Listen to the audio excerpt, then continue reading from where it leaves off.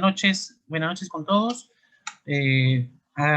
Felicito a la Asociación Peruana de Facultad de Medicina, ASPEFAM, por el curso tan agradable y tan bonito que estamos compartiendo, y además agradezco también la invitación de la Sociedad de Cirujanos Generales de Perú por haberme hecho este honor de poder también compartir esta noche y poder exponer un tema tan interesante como manejo de la hemorragia digestiva. La pantalla se puede ver.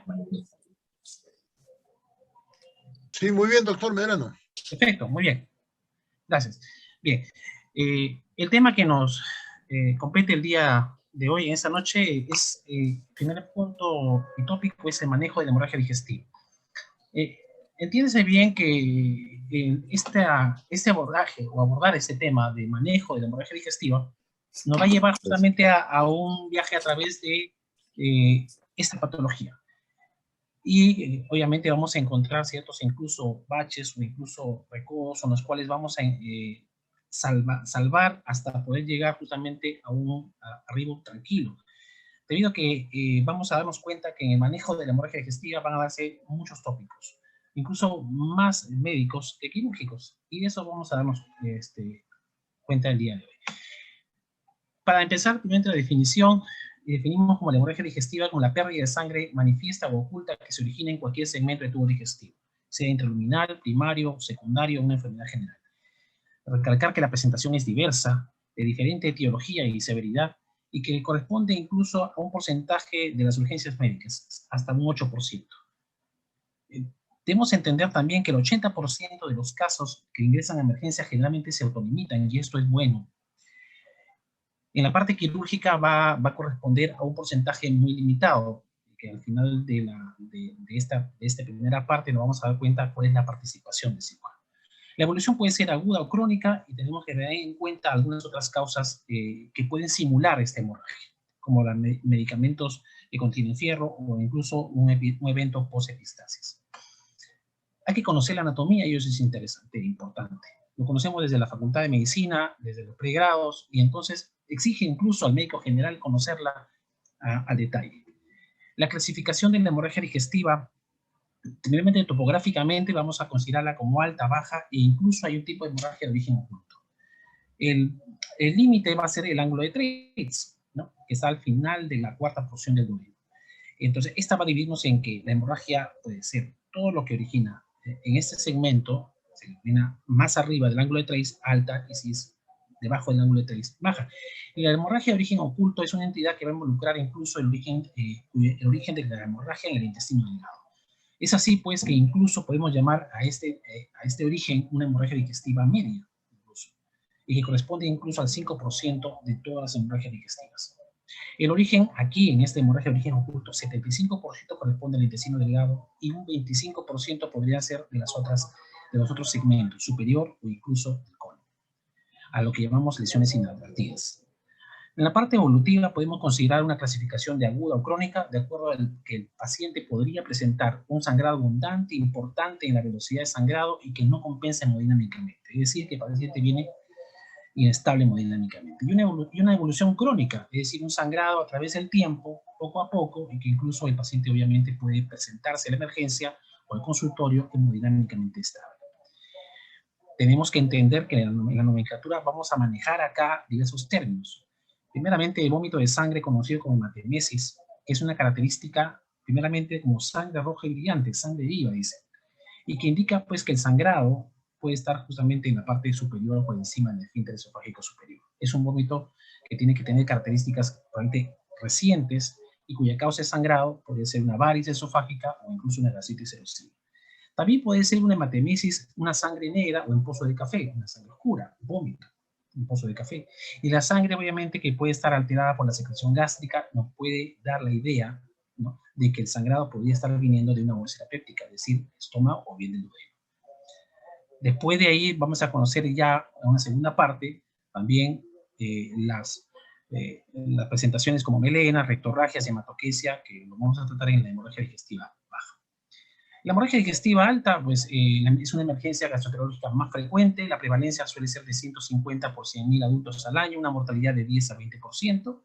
Corresponde incluso en Estados Unidos la hemorragia digestiva alta no varicial, porque acá hay que dividir entre varicial y no varicial. Esta parte la vamos a tratar como no varicial porque tiene una causa muy distinta.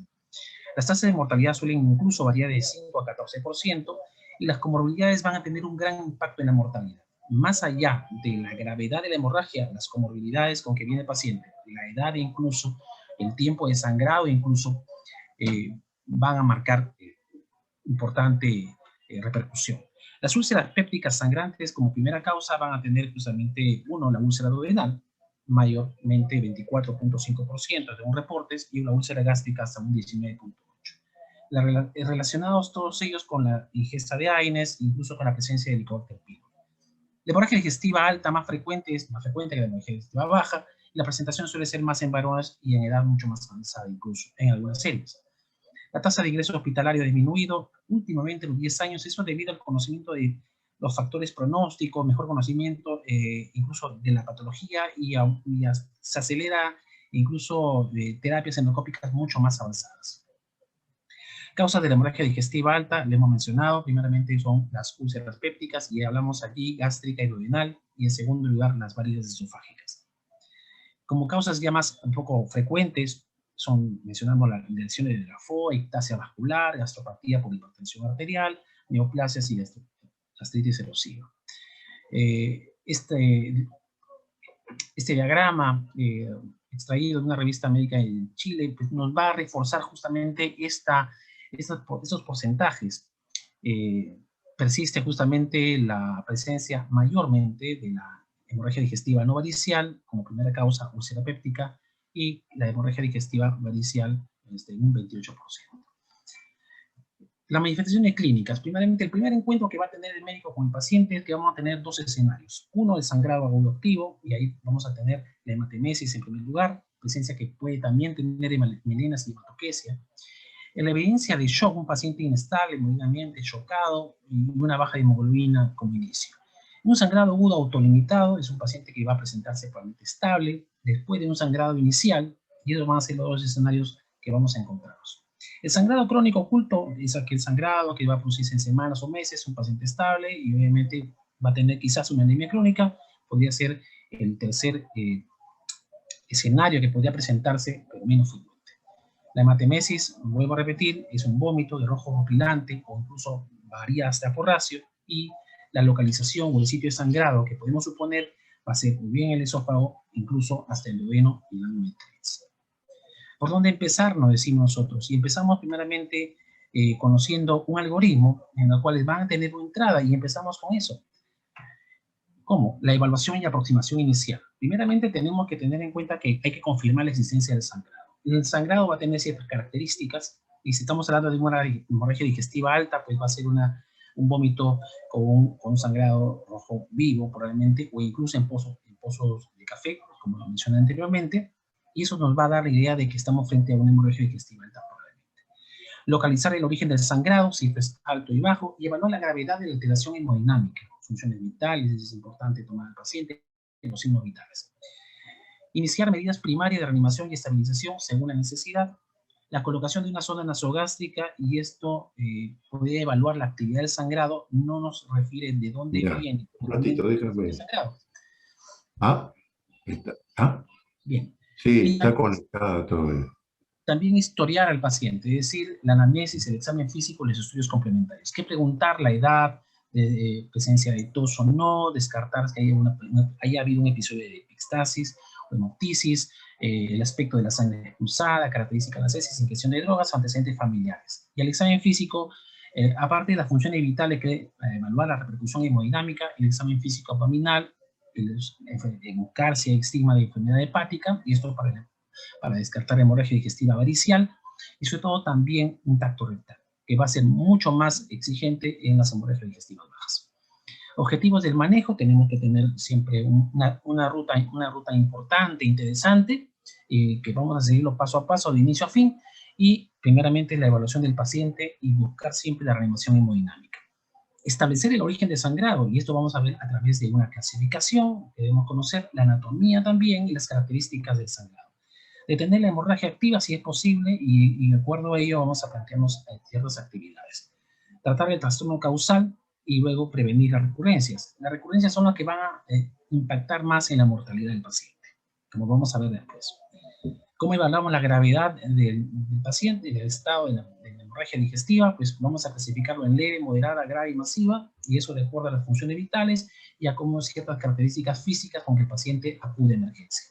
Desde una hemorragia leve en el cual no hay alteración hemodinámica, es un paciente asintomático, vamos a indicar una probable pérdida de hasta un 10% de volumen circulante si el paciente ingresa pues con una hemorragia evidente. Pero una hemorragia digestiva moderada va a tener alteraciones obviamente en la presión, en la frecuencia cardíaca, y vamos a estimar ya una pérdida probablemente un poco más importante de la volemia total. Y una hemorragia digestiva masiva, el paciente obviamente viene en un shock volémico, una intensa vasoconstricción periférica, incluso en coma, y la pérdida podríamos suponer incluso hasta más del 35% de la volemia total. ¿Qué hacer en ese momento? Maniobras de reanimación.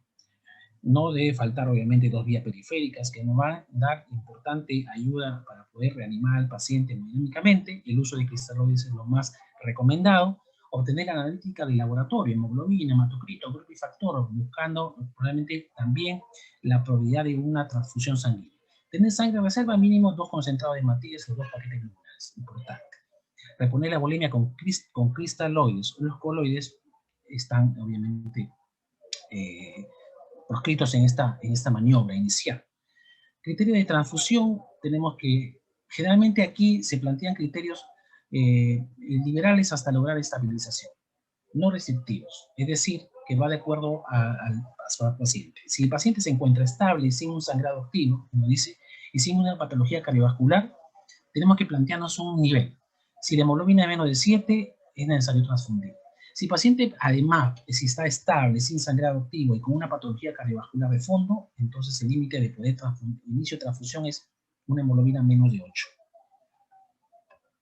Métodos diagnósticos, ¿qué hacer?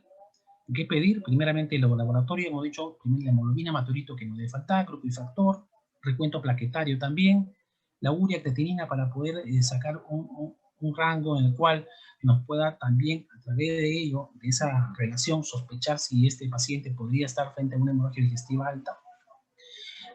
Tiempo de protombina, coagulación sangría, perfil hepático. Al inicio del cuadro puede haber un no cambio de alguno de estos valores, así es. Realmente cuando hay una hemorragia moderada o grave, la hemoglobina y hematocrito podrían caer mucho tiempo después del inicio, mucho tiempo después, cuando estamos asistiendo al paciente, obviamente la hemodinamia va a caer y no vamos a esperar resultados de hemoglobina y hematocrito bajas. De hecho, las funciones vitales ya nos van a decir que existe una pérdida importante de sangre. La sonda nasogástrica, pues las guías no la recomiendan, solo en casos seleccionados, cuando tenemos que ver un aspirado hemático o impulso de café que nos diferenciaría del tipo de hemorragia, si este es alta o baja. De hecho, en la sonda nasogástrica no nos va a predecir si el uso de la endoscopía o no, tampoco tendría que cambiar la actitud clínica del paciente, ¿no?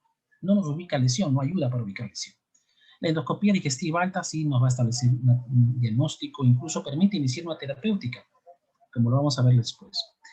Los algoritmos nos ayudan mucho a poder marcarnos un norte y un sur, así que bueno, empezamos justamente por la parte de, ya hemos mencionado, signos vitales, reanimación importante, historia del paciente, pero tenemos que ver si el paciente estamos frente a un paciente inestable hemodinámicamente o estable hemodinámicamente, porque en base a ello vamos a tomar decisiones.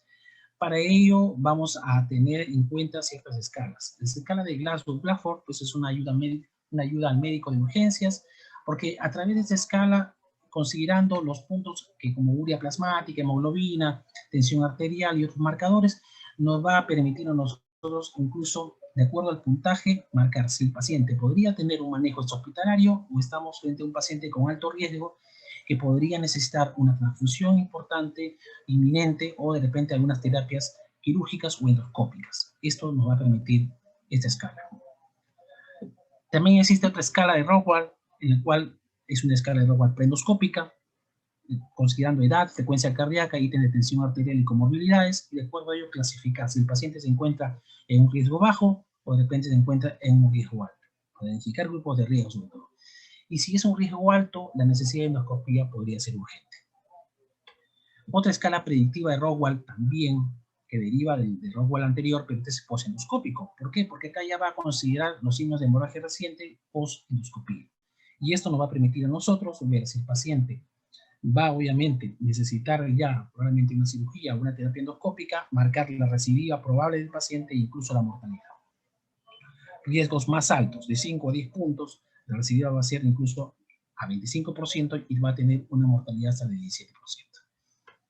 La clasificación de Forrest es una clasificación endoscópica, la cual va a poder determinar, describir la lesión que ha producido sangrado, que ha producido justamente la inestabilidad hemodinámica, la lesión que puede ser gástrica o esofágica.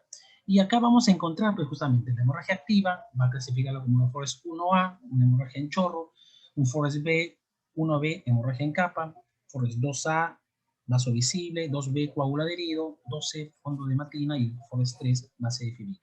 Los primeros Forrest 1A y 1B vamos a encontrar una hemorragia activa y el porcentaje de recidiva suele ser también muy alto. Maniobra de reanimación y estabilización. También las guías nos dicen con respecto a corrección de trastornos de coagulación, pacientes con INR elevados, más inestabilidad hemodinámica, tratamiento urgente, es también la administración de vitamina K o plasma fresco congelado. Importante que las INR en valores terapéuticos no deben retrasar la realización de una endoscopia.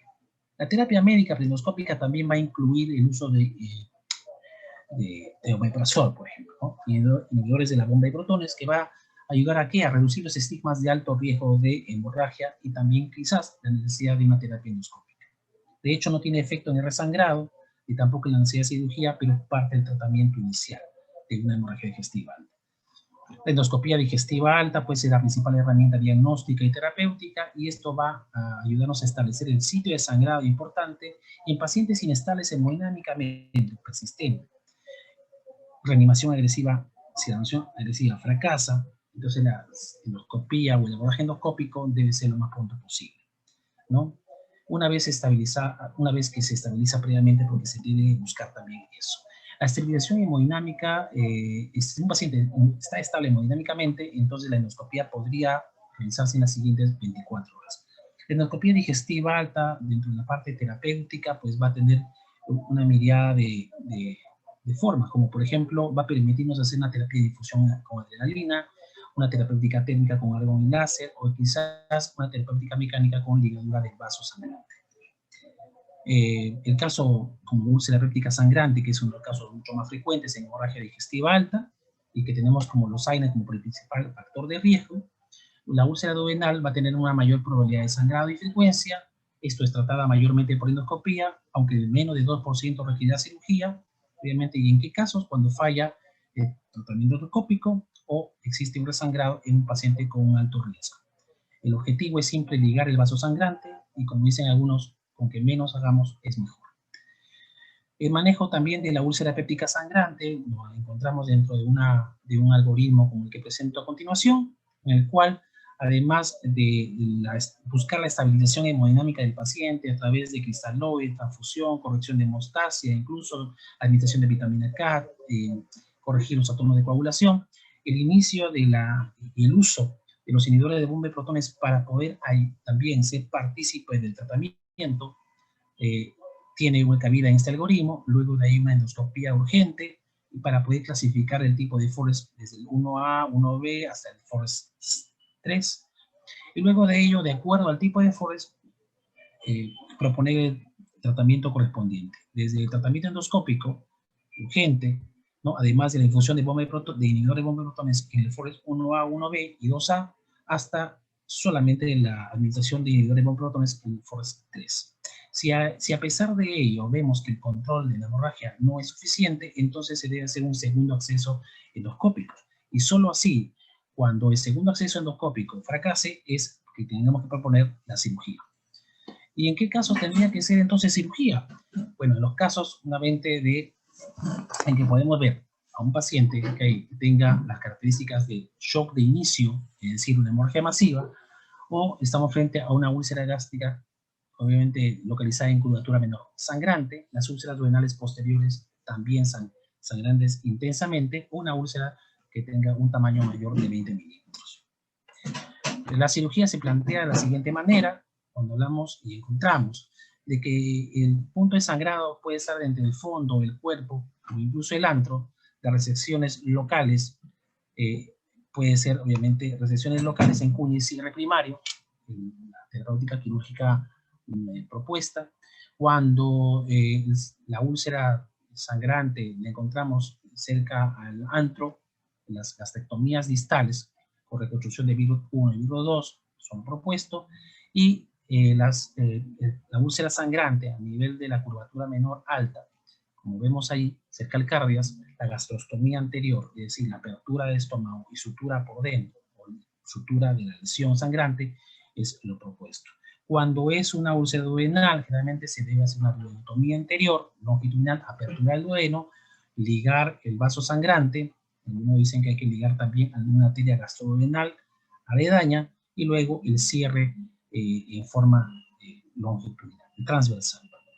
Como vemos en la figura siguiente, el virus 1 pues son gastrectomías parciales, el virus 2 que es gastrectomía parcial, pero es una gastroyeyuno anastomosis, a diferencia de virus 1 que es una gastroduodenostomosis, como técnicas distintas para tratar úlceras en esos márgenes, y la piloroplastia de Geremiculis, que es justamente la duodenotomía que hablaba anteriormente, como la apertura longitudinal y el cierre transversal de esta zona, previa ligadura del vaso sangrante. La hemorragia digestiva varicial es una segunda causa de la hemorragia digestiva alta, tiene un tratamiento muy distinto. El escenario es de un paciente con una hemorragia aguda, el objetivo es detener siempre la hemorragia y prevenir la recurrencia temprana. Los factores de riesgo son los mismos factores de riesgo que conllevaron a ello, a la presencia de varices, es decir, aumento de la hipertensión, de la presión portal, trastorno de la coagulación, hemorragia digestiva previa, factores como ingesta de alcohol y una enfermedad hepática crónica. El algoritmo de manejo en estos casos es el acceso endoscópico para poder evidenciar la presencia de varices esofágicas o la presencia de varices gástricas, y de acuerdo a ello plantear tratamientos como escleroterapia o ligaduras, y si son hemorragias muy masivas, incluso algunas terapias de rescate como el uso de balones o incluso el uso de unos estentes esofágicos. Hasta incluso podría llegar a plantear terapias quirúrgicas. Manejo inicial, la reposición de la hipovolemia es importante en todo caso, proteger la vía aérea y también corregir la anemia con transfusiones de acuerdo a que si la hemoglobina se encuentra en valores menor de 7. Taponamientos con balones como el Saristain Black, ¿no?, que son medidas temporales, solo temporales, y no debe usarse mayormente más de 48 horas. Y esto es como se usa como terapia de rescate y ante la falla del tratamiento y ante una evidencia de sangrado masivo. Tratamiento o taponamiento hemostático, fármacos vasoactivos, en el cual se usa ligadura, escleroterapia y el uso de somatostatina, teripricina o clotide, de acuerdo a cómo sea necesario. La escleroterapia endoscópica y ligaduras son parte de la terapia de ello. Manejo en falla al tratamiento, es decir, resangrado. Tenemos diferentes terapias de rescate, y en los cuales se menciona también el taponamiento con balón o los shunts portosistémicos intrahepáticos transyugulares, como lo muestro en la figura. Algunas otras causas distintas, en las cuales, como el Mallory Weiss, lesión de Defoe o esofagitis, que van a exigir tanto tratamientos endoscópicos, embolización o incluso endoscopía, angiografía, o tratamientos solo de la esofagitis por reflujo, en el caso de la esofagitis como causa de sangrado. La segunda parte de hemorragia digestiva baja es un poco más rápida, incluso, ¿por qué? Porque la hemorragia digestiva baja pues va a tener obviamente una frecuencia menor que la hemorragia digestiva alta. Sin embargo, como resulta ser partícipe del 20 al 40% de las hemorragias digestivas, una incidencia de 25 a 35 casos en cada 100.000, y factores de riesgo como la edad resulta importante considerar acá. Tasas que requieren cirugía pues son los 5-8% de los casos. La edad avanzada es lo más frecuente característica en estos pacientes, y también tenemos que considerar que el 80% de estos casos se autolimitan. Conocer la anatomía resulta vital también. Las causas más frecuentes de la hemorragia digestiva baja resulta ser primeramente los divertículos, y luego la angiodisplasia y algunas otras patologías que vemos a continuación, como colitis isquémica o incluso en edades más tempranas, enfermedad inflamatoria intestinal y divertículo de Becker. Factores de riesgo de severidad, conocerlas tal igual como conocimos en la hemorragia digestiva alta, para poder marcar severidad y riesgo alto o bajo. Factor de riesgo de mortalidad, considerar siempre la edad, el tiempo de hospitalización, el número de comorbilidades con que vienen nuestros pacientes, y considerar que 10 veces más en pacientes hospitalizados por otras dolencias, el factor de riesgo de mortalidad aumenta. Causas más frecuentes, la enfermedad diverticular, pero también no están exentas otras causas como hemorroides, fisuras incluso. Evaluar el riesgo, sí, hay que evaluar el riesgo de acuerdo a que si el paciente está estable o inestable, existe un índice de shock que resulta ser se calcula dividiendo la frecuencia cardíaca por la presión arterial sistólica y es un marcador de sangrado activo.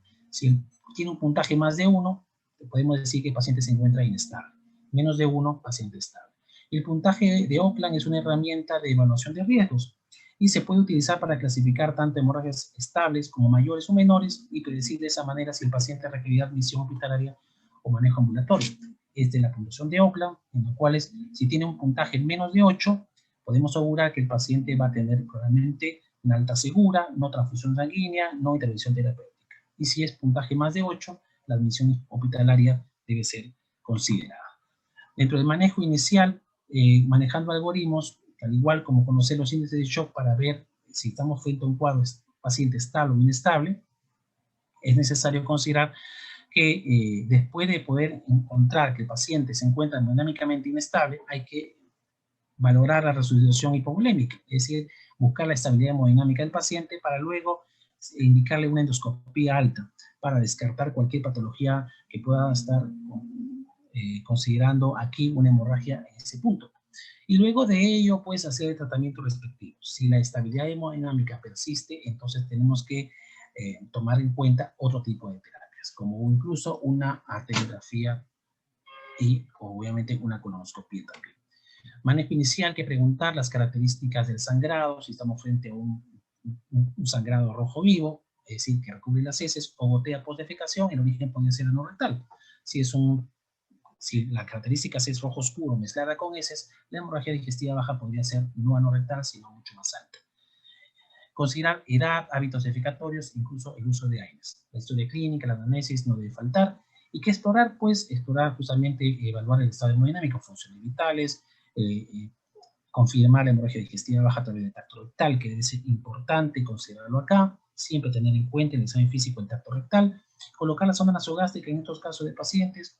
Hay que considerar también que el 10-15% de las rectorragias tienen un origen mucho más alto. Examen físico abdominal no debe faltar, y para que veamos si estamos frente a un cuadro grave o no grave, pues los scores aquí también tienen participación. Y factores de riesgo predictivos, como el STRAIT, en el cual mencionan esos puntajes interesantes, estos índices de frecuencia cardíaca, edad más de 60, incluso comorbilidades más de 2, y nos va a permitir a nosotros plantear, estamos frente a un cuadro grave, y si es grave, obviamente la posibilidad de UCI o centro que cuente con endoscopía y arteriografía debe ser considerada, y si no es grave, el manejo hospitalario o incluso ambulatorio debe ser también considerado. Otros scores predictivos, como el Rockwell o incluso el Glasgow-Blackford que mencionamos anteriormente, se aplican acá también para evaluar gravedad, riesgo alto, riesgo bajo de nuestro paciente. La angiotomografía computarizada es una exploración de elección en los casos de hemorragia digestiva baja activa con inestabilidad hemodinámica y permite pues, localizar el sitio de sangrado y de esa manera también proponer poder realizar alguna arteriografía terapéutica, es decir, embolización del vaso sangrante. La colonoscopía como método de elección, importante y considerarlo también, realizada tempranamente con cierta preparación previa y con el paciente hemodinámicamente estable, como tiene que ser, obtiene resultados positivos muy altos y sin embargo el momento óptimo para realizar una preparación intestinal acá urgente y una colonoscopía resulta a veces controvertido. La hemorragia digestiva baja evidente, inminente, pero que exige una preparación intestinal previa, obviamente para poder llegar a acceder al sitio de sangrado, resulta ser a veces controvertido porque decimos, ¿debemos preparar al paciente previamente o tenemos que ingresar finalmente con una colonoscopía para urgentemente identificar el sitio de sangrado? La mitad de las causas son tratables endoscópicamente, tanto en las angiodisplasias como en la diverticulosis. Una colonoscopía precoz va a permitir un mayor acceso con mayor certeza y tratamiento endoscópico en estos casos. La terapia endoscópica va a tener desde una coagulación térmica hasta dispositivos mecánicos como clips y ligaduras en banda para tratar este tipo de hemorragias. Algoritmo que debemos también tener en cuenta. Evaluar la paciente hemodinámicamente y poder clasificarlo en una baja, que no tenga relativa gravedad o que incluso pueda estar con cierta gravedad, y de esta manera, igual como en la hemorragia digestiva alta, pues proponer todas las medidas para estabilizar hemodinámicamente a nuestro paciente. Arteriografía con embolización como parte del tratamiento también, conocerlo, es efectivo hasta incluso el 90% de los casos. ¿Cuándo operar? Pues necesariamente acá vemos que primeramente... Perdón, doctor Medrano, un minuto, por favor. Gracias. Y las indicaciones quirúrgicas pues van a incluir solamente hemorragias difusas, no tratables, fracaso en la colonoscopía, hemorragias masivas. Y la colectomía total, en estos casos, es lo indicativo, ¿no? Las hemorragias diverticulares, que como causa primaria o en primer lugar en las hemorragias digestivas bajas, que se presentan en mayores de 60 años, diagnósticos es colonoscópico y obviamente tratamiento va a ser incluso en el 10% de los casos colectomía izquierda, pero en el 80% de los casos se va a detener espontáneamente. Para no llegar a tener mucha información y poder llegar a un momento tranquilo, pues obviamente debemos tener en cuenta toda esta ruta para el manejo de la hemorragia digestiva y de esta manera, ¿no? Tratar exitosamente a nuestros pacientes. Muchas gracias.